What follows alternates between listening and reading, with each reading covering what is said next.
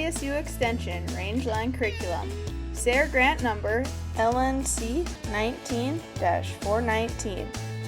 Come spend a day with us in the life of a farmer or rancher, through the good days and the bad.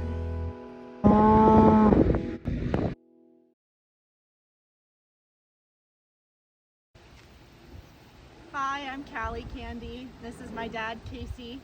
Hi, Casey Candy. Candy Angus Farm. We have a small farm and ranch here in Fairview, Montana. We have about 200 acres of irrigated ground, and at this point it's all alfalfa and whatnot that we grow for our horses and cows. I've got about 800 acres of dry land, and it's all grass and alfalfa mixes. So this is the 4th year of alfalfa on here. We've gotten 2 cuttings off of it this far, and we will wait for some flowers to start blooming on the alfalfa before we cut it again. Once the hay is ready to cut, so I get my swather out and I get it ready for the year, and when it's ready to cut, I just start cutting, and it usually takes a week to 10 days for it to dry. And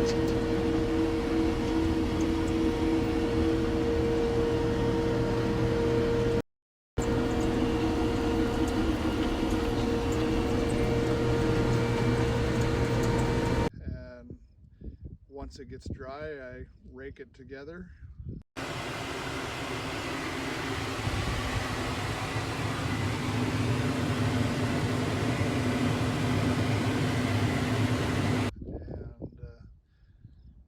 Bale it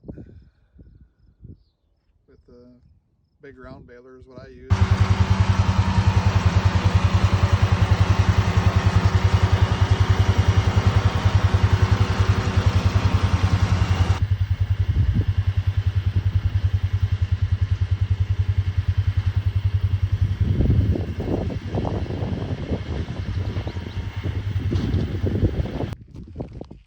Once everything is put up and the hay is made into bales, I get it off the fields. And the irrigated, it's real time sensitive to get everything off because it's growing back fast, and the longer you leave it on there, the less the next cutting you'll get, because you track it down and you just lose tons. So when I bring it back here, if it's hay that I'm keeping, I stack it, kind of try to make pyramids. When I stack it like that, the rain runs off it better. So in the winter time, it is important to have hay for your horses, cows, any livestock, because there is either snow cover, or when there's not snow, it's too frozen and there's no nutrition in the hay or in the grass anymore. So we feed hay, and there's many different types of hay, from barley to grass, or grass and alfalfa, or just straight alfalfa. This is my second cutting hay, and this is straight alfalfa, irrigated off of the field behind us here. These bales on the outside, now that they've been out in the sun, have this yellow color on them from the sun. It's called sun bleaching, but in the middle you can still tell that it's good and green, and it hasn't lost all of its nutrition. It's just on the outside that looks that way.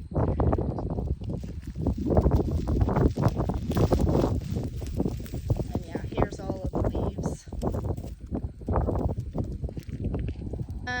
Difference in quality hay versus not quality hay is there's more of a leaf, which you can see here. There's leaves in here. This is where all of the nutrition comes from, and then these stems have a ton of fiber in them, and that makes all of the difference in quality hay. This is our grass hay. We use this as a filler mainly. It just doesn't have as much nutrition in it as the alfalfa does, so as it gets colder, we start to supplement more with alfalfa hay.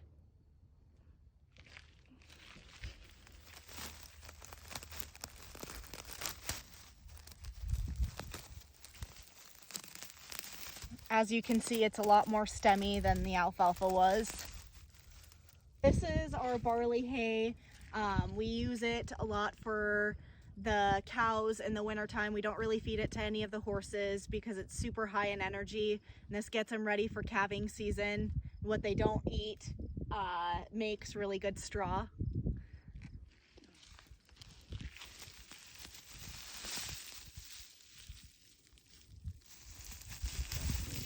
So yeah, kind of green in there. And I do have a small square baler, and I make a few of those. So this is our alfalfa hay that we do sell it to some horse people. Obviously, we don't use these a lot for cows unless they're in little pens, because this would be a lot more work to feed what we do have for cattle. And we do store these all inside because they do get moldier, and the sun can be a little more cruel to these because they are just held by strings. And so our big round bales have the net wrap over them, and that kind of protects them a little bit better than these